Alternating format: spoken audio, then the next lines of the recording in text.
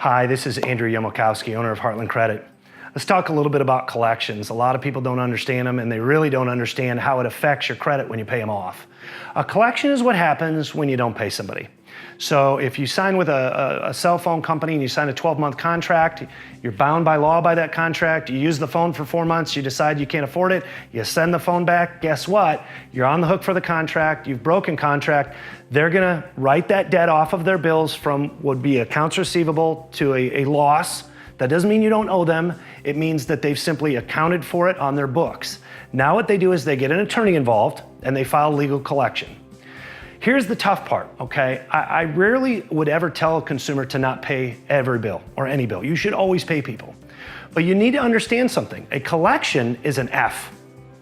Like in high school, it's a fail. It's something that didn't get paid, so they had to take legal action to try to extract money out of you. When they file that collection, here's the goofy part for the consumer. It has nothing to do whether the collection's $100, $1,000, or $100,000. Collections are not scored based on amounts. They are based off of the date of last activity. This is what's frustrating. So let's just say hypothetically you didn't pay somebody, but it was 5 years ago. 4 years ago, they filed the collection. So that collection's been sitting on your report idly for 4 years. Yes, you've gotten a few calls, a few letters, but you've ignored them. You've played the classic game of financial hide and seek.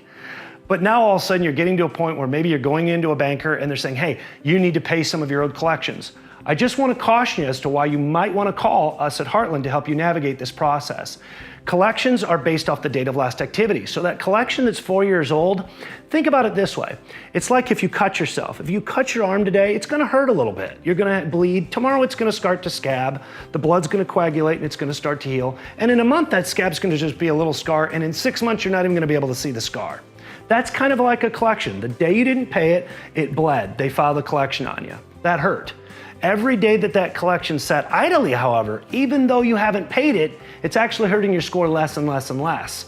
So if the banker or real estate agent or somebody just gives you some financial advice, says you need to pay this collection, you need to be wise, because if you simply pay a collection that's 4 years old, yes, they're gonna take it from once a balance to now zero as far as amount, but no weight was put to that based on FICO anyway.